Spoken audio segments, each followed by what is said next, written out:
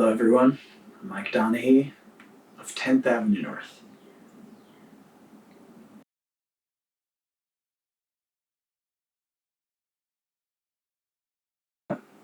Long time. 10th Avenue North started in the spring of 2000, which would put us at 24 years. Wow. Started the band when I was 4, so I'm 28 now. Yeah, long time, man. Long time doing that band, and with music, you're always asking. There's a gift that you give people in the legacy of something, and the playing songs that have been, I've heard it said, lifeboats to people, life rafts, you know? But you also are constantly wondering, am I drawing something out past when I should? And there's a lot of different takes on that, a lot of hot takes. And I've talked to a lot of artists, and everyone seems to have a pretty subjective difference of opinion about how long a band should go or when a band should end. And constantly questioning those things. Yeah. That's a good point. Mm-hmm. It's kind of back to what we were talking about earlier, how long to go until you see, if it's going to go either way kind of thing. Yeah, but you also get tempted into this sort of rat race of, as soon as you have a success, I know a lot of guys who, no one's telling them this, but suddenly they feel their own clock ticking of, I got to have new success by such and such time, or I'm not relevant, I'm not valid, I'm not legitimate, whatever you want to say. Yeah. And there's this real race of relevancy that I think can really rob us of the gift that God gives us when we co-create something with Him and it blesses a lot of people. And then we talk ourselves out of sharing that gift with people. And because we don't feel relevant anymore. And, that's a dance, and I think everyone's got a different feeling about that.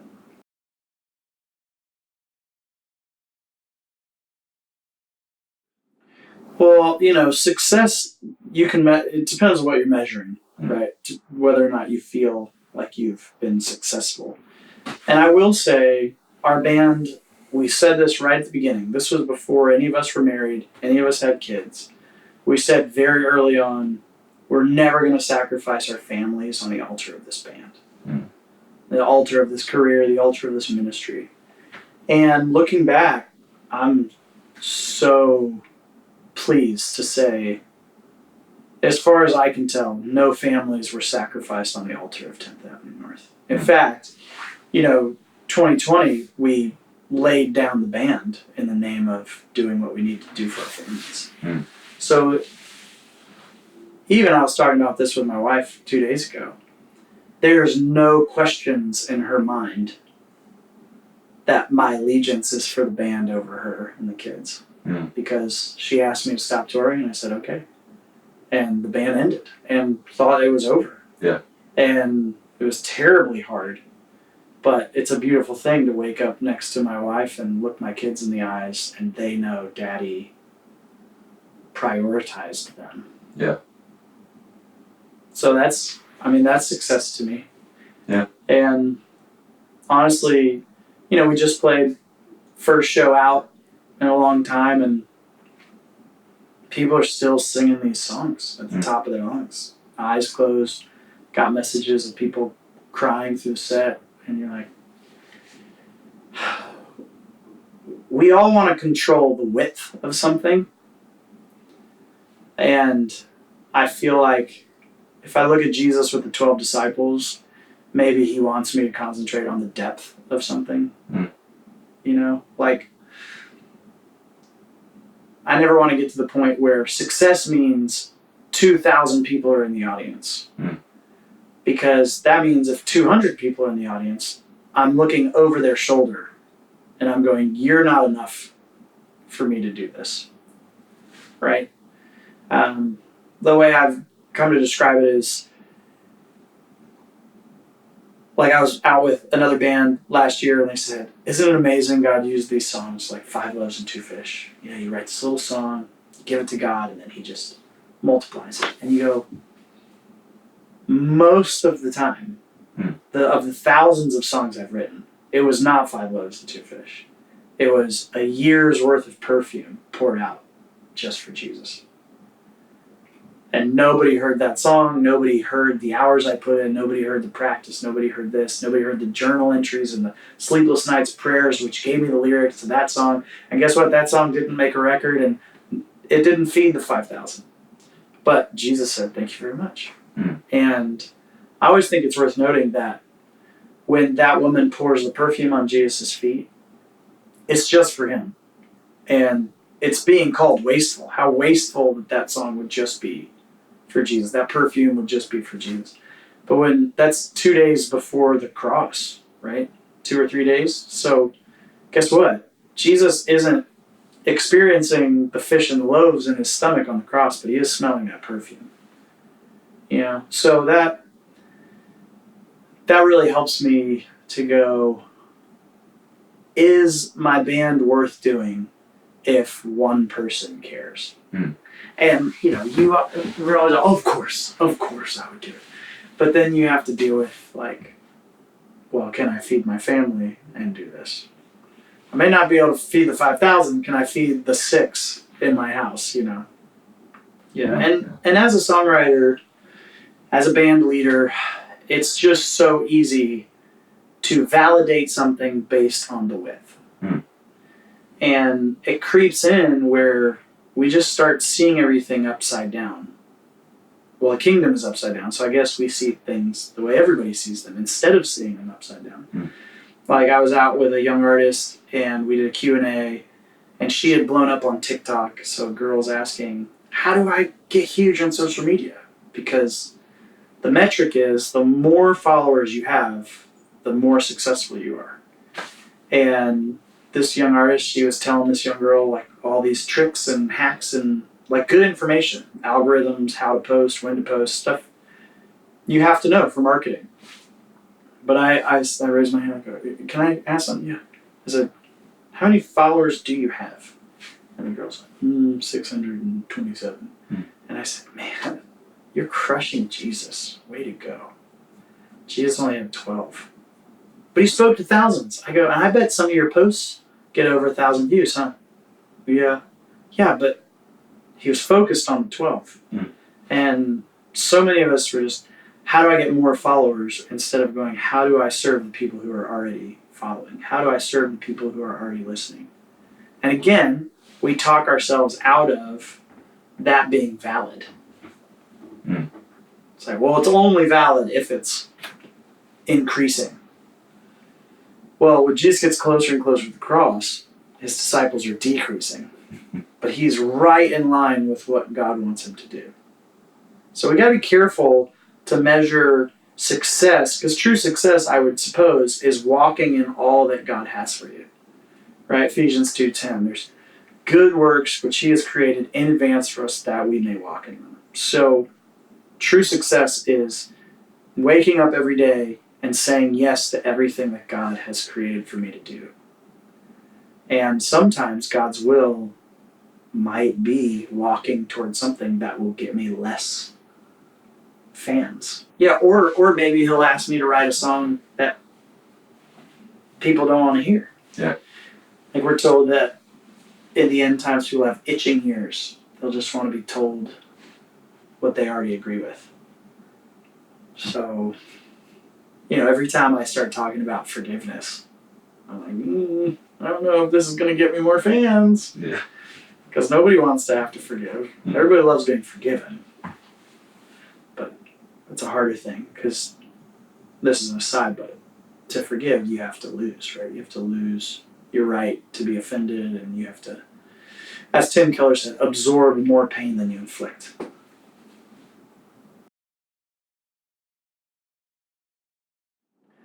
It's so funny to try to tell people that we're all friends, because people just can't fathom that. But what really happened to 10th was what has been happening to 10th since the beginning. A lot of people don't know this, but to date, we've now had 17 different members in 10th Avenue North. We had 5 guys for over 10 years, and so most people think of 10th Ave as those 5, and I totally get it. But even right out of college, and then when we were in our 20s, before we were signed, we had guys who got engaged and were getting married and didn't want to be on the road, so they left, and new guys came in, and then that just kept happening. And 2018, me and the guy I started the band with, Jason Jameson, he always said, when my youngest daughter starts middle school, or my oldest daughter starts middle school, I'm not touring anymore. So he quit 2018 with a lot of tears. He didn't want to. He loved it. But he had just made this commitment that I'm not going to be on the road anymore. And unfortunately, our band, I always say we were successful enough to keep touring and never successful enough to take a long break. Right?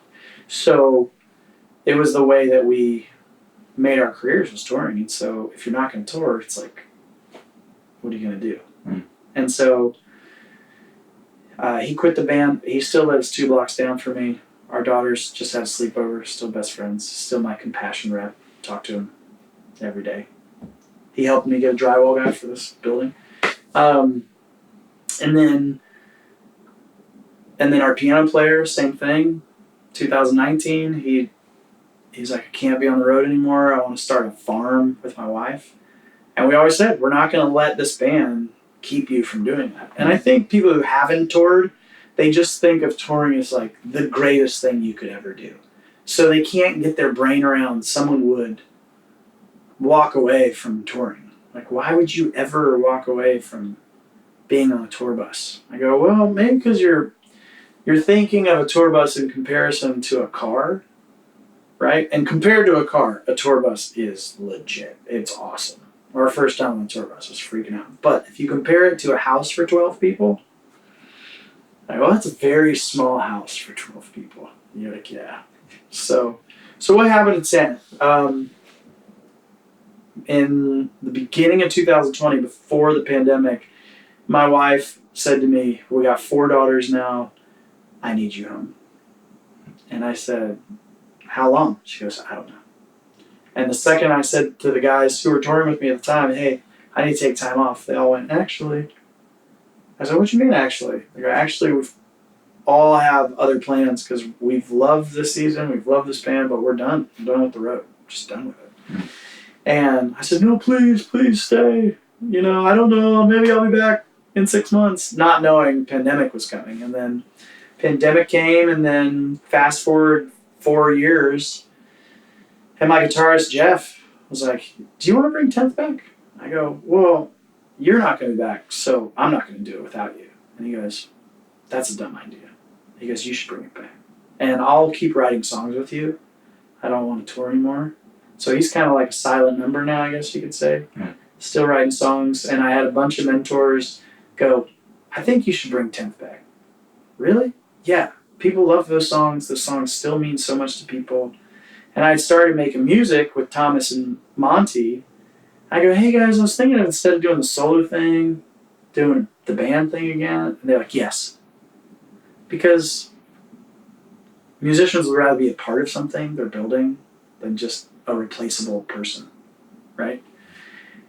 And then the big kicker was, I talked to my wife. We call it the kitchen combo, where she goes, hey, listen, all our girls are, they're in school now. So remember how I said I needed you off the road? Kind of ready for you to go back on the road a little bit. She goes, I've had enough of you now. No. She said, look, I feel like you were made to do this. And I feel like you're the most fully walking in how God's gifted you when you're doing this band. And for me, I could have just kept doing the solo artist thing. But I started, the first show I ever played was with 10th Avenue North. Coffee house at my school, my college. So I'm a band guy at heart. And I think there's something, at least for me, that's really healthy about having that separation between the entity and the humanity. Because when the entity was me, that brand and humanness gets all mixed together, and it's already hard enough. But with a band, it helps me go, I'm a human, and that's a thing that I'm a part of, as opposed to that thing is me. I love that. There's a line in this movie, Into the Wild. I'm not going to assume everyone's seen it, but there's just a line this guy shares in his journal. This guy who went out hiking all by himself for a long time. He just said, happiness must be shared. And just the losses are better when you go through them with other people, and the wins are so much sweeter. And I don't know, I'd much rather be a part of a community than out on my own. So that's why 10th Ave is coming back, I guess, is answering that question. Nice. Yeah, well, I did what everybody did in COVID. I hacked my way through life trying to figure out how to make money through the internet to feed my family. I had another book idea, so I wrote another book called Grace and the Gray, which was largely informed by the spirited discussions I would find myself in online, and wanted to help people kind of see the world how I was coming to see it. That we really need to think not only about what we say, but how we say it. Speak the truth in love. We're actually commanded in Scripture to think of both of those things as synergists, not one more valuable than the other. So I wrote a book, and I did a solo record, which I'm really super proud of. I'm not sure too many people heard it, but very proud of it. So I kept doing, and I started co-writing for other people, so which I'd never really spent a lot of time doing. So I started doing a lot more co-writing, online concerts, writing a book, putting out songs. So I mean, kind of the same thing, because I had written a book before too. So just kind of doing the same thing that I was doing, just not touring.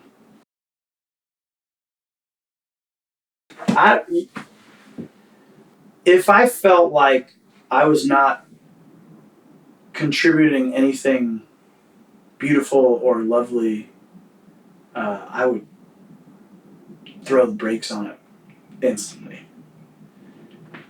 The problem, I guess, is that I just keep writing songs that I love. And when you write a song that you love, you want to share it with the world. Especially when you've gotten a taste of the sweetness of, I believe it's really what Paul says in Corinthians, where we suffer and then we're comforted by the Holy Spirit. And then we're able to comfort others with the comfort we received. That's how I always view songs. It's like you're writing this song to get through something, and then you write a song about it, and then it hits people in far more intense situations than the one you went through to write the song. And it just gets you so excited. It's given me a real confidence that God really is able to use suffering, and He really is able to use pain, and He really is able to use the valley. Because songs are just such a tangible way I've seen Him do that. So I'm kind of addicted to that. I don't know if that's a good addiction or bad addiction. I think it's a good one, to be addicted to God redeeming your pain to bring beauty out of ashes. And so as I write these songs, people say, oh, thanks for writing that song for me. I go, you're not welcome. I didn't write it for you. I wrote it for me. To get through whatever it was I was going through, and then God, in His great kindness, uses it for others. So where's 10th Avenue North going? I just expect God to continue doing what He always did, where I offer Him these songs. David says in Psalm 49, he says, I listen to wisdom, and with the music of the lyre I will solve my riddle. So I view songs as like the collision between what my heart feels and what God says is true, and working that, unriddling that with God and producing this song. And I hope and expect that many more people will hopefully be blessed by the music we put out. So what's the limit on that? As much as God wants to do. I've let go of control of whether God's using the perfume I give him for him or whether he's feeding the 5,000 with it. Mm.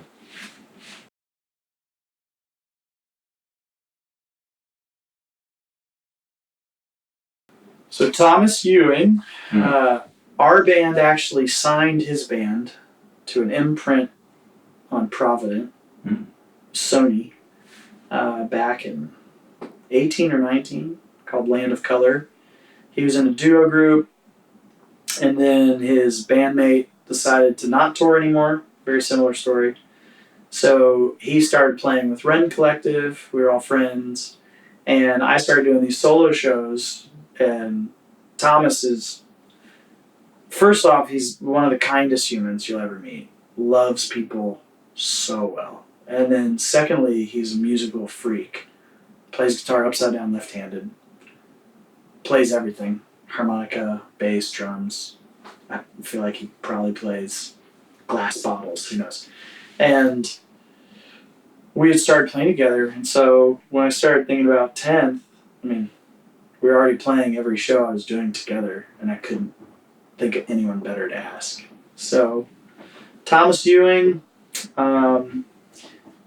his wife was actually on the road with us doing photos and video and merch. So we're just great friends with their whole fam. And then Monty, actually I met Monty because he married a girl who lived across the street from me and didn't even know he did music. And then I forget where I was the first time I saw him play. I was like, you're kind of actually a freakazoid. Like, people don't just play piano like that. And he was filling in on a show last year, a solo show that I was doing. And I was playing Thomas. We're going to the coffee shop. We were playing Thomas some new songs. And Monty's like, this is amazing. I go, I'm actually thinking about bringing 10th back. And I was just like, I think maybe you're supposed to be in 10th. And he's like, let me pray about that. And then I think it was the next day. He talked to his wife, and his wife's like, you're an idiot. Of course you should do that. And so really, really bolstered my belief, because if finding bandmates had been a real long, epic struggle, I definitely wouldn't have brought 10th back. But the people who felt like God was just dropping into my life, who were amazing musicians and who wanted to be a part of something, it's kind of beautiful. Can you tell us Monty's last name? His full name is Samuel Omar Montanez Rivera. I'm pretty sure I got that right. I have to book his flights now, so I know his full name. And Thomas is Thomas Ashton Ewing III. So apparently to be in the band you need four names or a suffix. Something. Yeah. So, side quest. I have other questions, but you just said you book flights. Sure do. So, a front man, band guy, you book flights. You gotta get in the nitty gritty, bro. How involved are you? You gotta get nitty gritty. How involved are you in all that process? Well, slowly getting other people involved. I was solo there for a couple of years, so I got really used to just doing everything. And people don't know this, but 10th Ave was not signed for 8 years. So I actually have more hours logged in as a crew member than a frontman. I can set up speaker stacks, I can run cables, I can plug in lights, I can do it all. And I was a theater major, so I have a lot of stagecraft lab hours. I'm actually pretty handy with power saw. So I'm trying to hand some of that over, but I always had a bit of a obsession with getting the best possible flight at the best possible time. I'm a bit of like an efficiency. I think maybe I partially Swedish because I love aesthetically beautiful, very efficient things. I think maybe I would like to live in Scandinavia where I could do all of the different booking for the flights. Make them so nice, okay. I don't know what accent that is. That was It's kind of Icelandic, it was all, I all of it, suppose. yeah. How is that? I mean, kind of like letting go of some things, having new guys in that like. I'll get to the next question about Monty and Thomas, but you as frontman, you know, and in a way, like it's still you from the original band. Like, how is that letting go of some things and letting other people take control or giving them a little leeway? I wrote a song about it called "Letting Go for Dear Life." I wrote that song with my buddy Brian and Ethan when I was just deciding to bring 10th back. It's very much, hey, I get that bringing this band back, I have to let go of controlling everything. I have to let go of how everything's going to look, how everything's going to sound. I have to let go of how other people will perceive it, you know? Because I know some, you know, and of course the second we posted some stuff, it was probably 98% really positive. But there's always that 2% like, this isn't the real band. This is lame. You're just milking it. You know, those kind of negative inputs. And you realize people aren't going to understand. And that's okay. Like, Jesus was wildly misunderstood. I mean, his own disciples, up until he was killed, thought he was leading them in a political revolution overrun. Even though he's explicitly telling them, that's not what I'm coming to do. So if Jesus was misunderstood, that gives me freedom to be misunderstood. And that helps me let go. And ultimately, I love handing things off to other people. I've never really been, maybe I've probably just erred the other way. Yeah, it'll get done. Someone will do it, you know. And then booking the flights and stuff is just out of necessity. Like, I'll do what needs to be done. Like, I'm not afraid to work. I love work. So I'm actually very excited to see. I really believe that a sound is always going to be more interesting when it's shared with other people's perspectives. And if I just have my one idea of how it should be. So.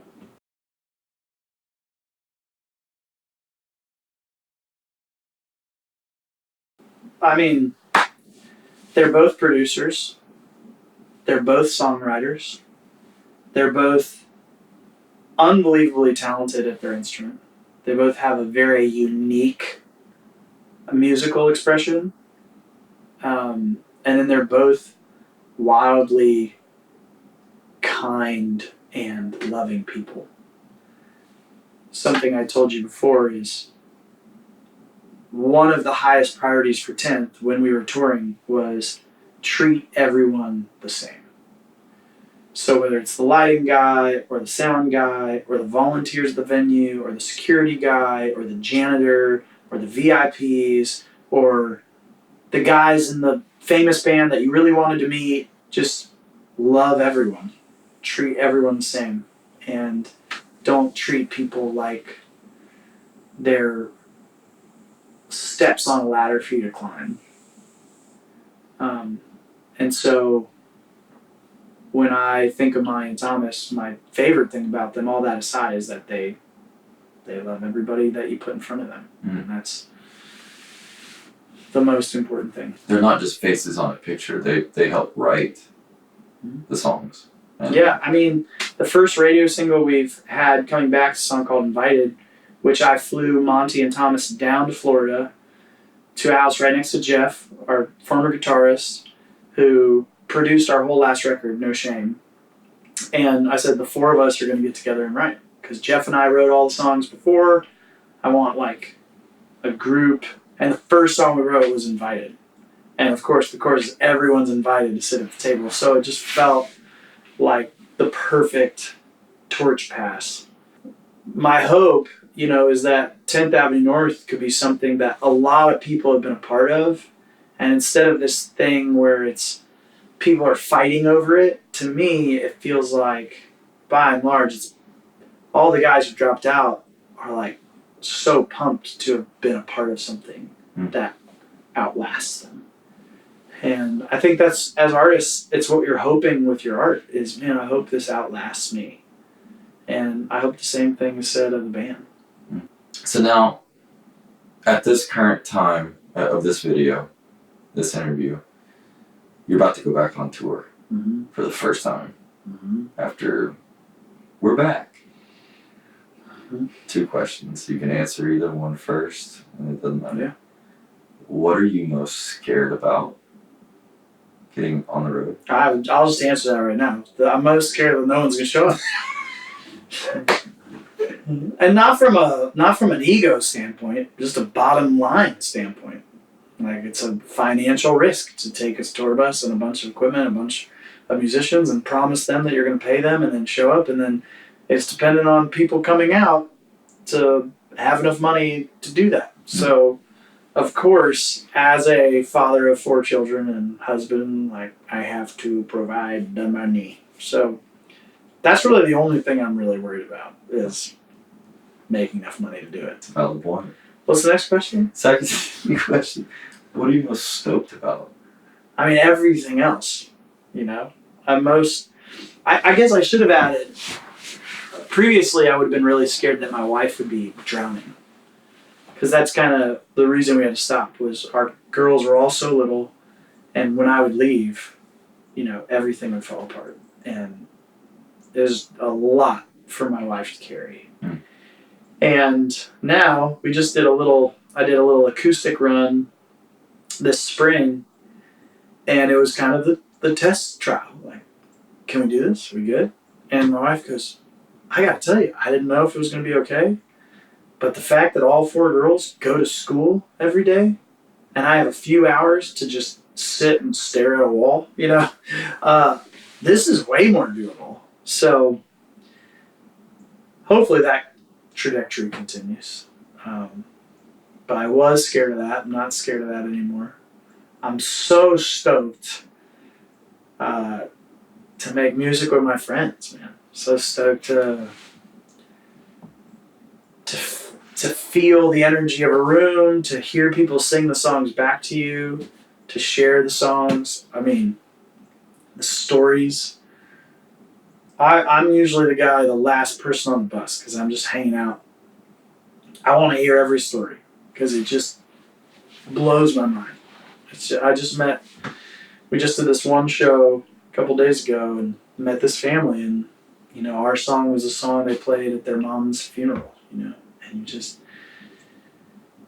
heavy, but it's just gives such weight and value to what you're doing to know what these songs mean to people. So I'm stoked for all of it. And to try new coffee shops all across the country. So much coffee. Love it. Yeah. That's all the questions I have. Great. Perfect.